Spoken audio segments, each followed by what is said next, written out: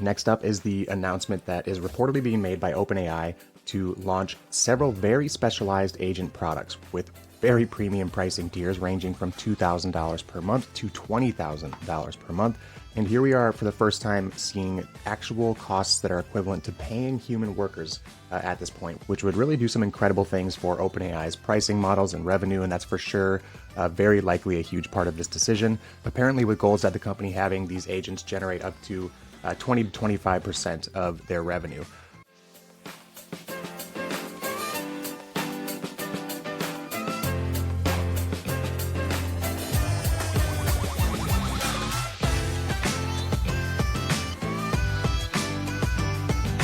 What is up, everybody? Welcome to another episode of the AI Marketing Navigator. This is your daily compass in the ever-evolving world of AI marketing.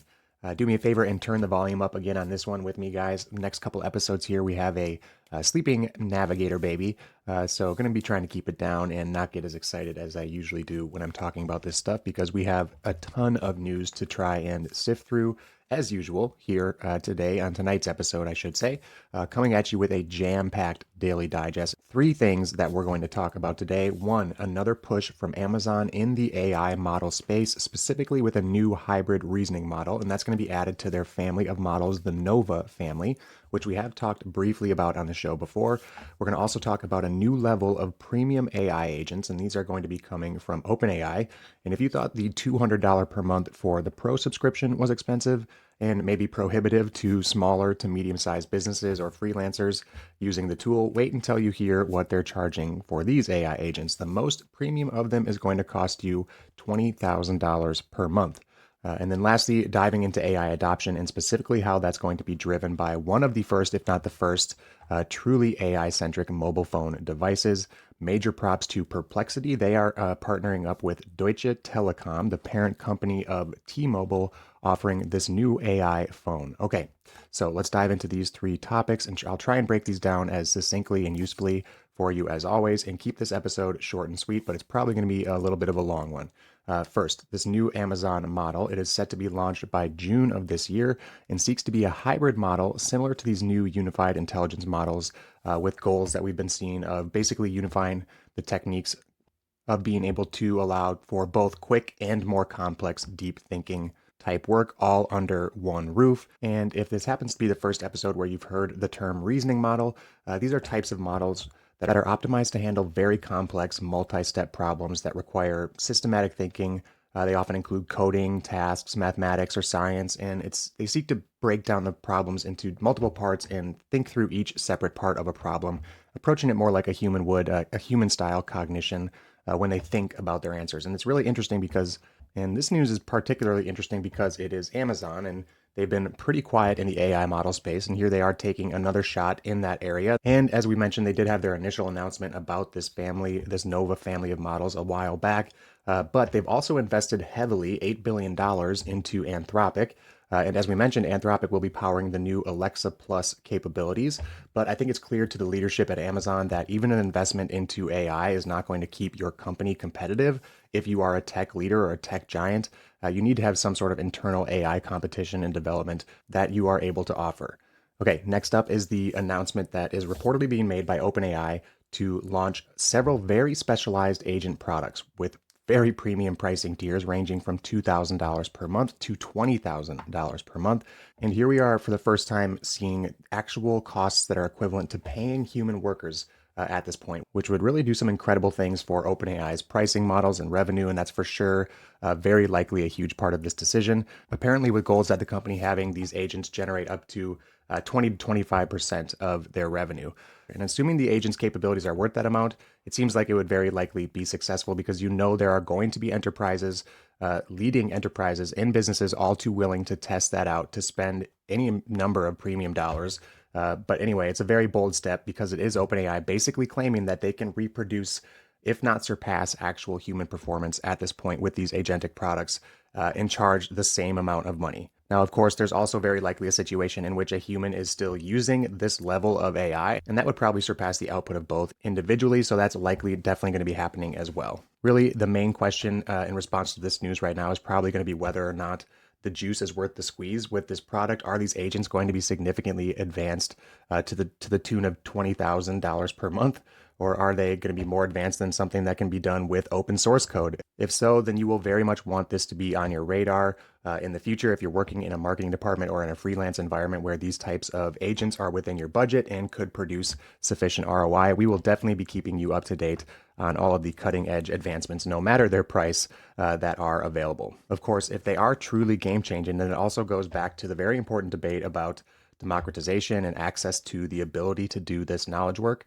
Only time will tell, but it's certainly a signal to the actual future capability of agents that we are about to witness, at least the shifting economics for the AI companies who are offering these enterprise solutions. Okay, and then lastly, what we're going to cover tonight is the news coming from Deutsche Telecom, which is the parent company of T-Mobile, and Perplexity, who are partnering to develop an AI phone. It is set to launch in the second half of 2025, and then later in Europe in 2026. We'll get into the specs and the functions and the features of this phone shortly, but what's more important is what this does for AI adoption and just entirely shifting the paradigm to a new type of device where apps are no longer the primary experience on the device. An app-based mobile phone or smartphone or your basic typical internet-based smartphone experience is going away, eventually to be replaced by an AI-based smartphone experience to some degree. So an entirely new user experience as far as what the device feels like and what it does, how it operates. So therefore, an entirely new channel with which to engage those users and to optimize for, especially when you consider that it's going to be in the hands of basically everyone, not just the business or the techie focused user, but eventually everyone who wants the best type of smartphone, or AI phone in this case. The phone is going to run a custom AI operating system called Magenta AI, running primarily the Perplexity assistant in this appless phone experience. And as far as the key features of this phone, you're going to get multimodal input where you can interact with that assistant, that Perplexity assistant, with voice, text, and camera input. So you'll also have almost immediate access to this assistant. In a click of a button, you'll be able to converse with your assistant even from a lock screen. So I mean, the main pitch here is bringing this agentic assistant capability of all these new agent tools that we're seeing on the web right now in desktop environments right into everybody's pocket in the palm of your hand.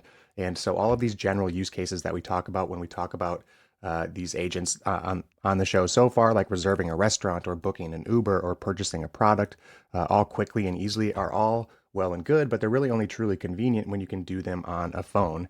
And of course, through apps, you will be able to do that basically on any device, but not natively, which I think will be a pretty big differentiator in the case of this AI native device. And it'll be interesting to see how that native phone experience compares to like an iPhone or a Galaxy, the latest smartphone, for instance, with the app that essentially replicates this experience. And it sounds like there will, in fact, be an app type experience as well. But I think it's the next layer of integration for apps like your email and your phone calls and text messages on the device and all of that, that instantly this AI operating system, Magenta, will have access to, instead of needing to do it through an API or a bunch of code in an app that has to be downloaded and updated and maintained and all that. So in addition to the Perplexity Assistant, it will also be integrated with Google Cloud Services and ElevenLabs, which we love to see. We talk a lot about ElevenLabs on the show, the voice AI company.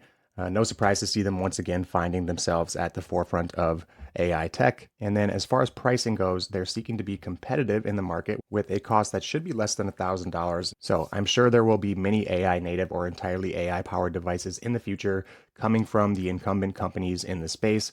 But this is the first and very large step in that direction. And again, it represents an entirely new device, an environment for digital marketers to tell their story and engage with potential customers and create a following for their brand.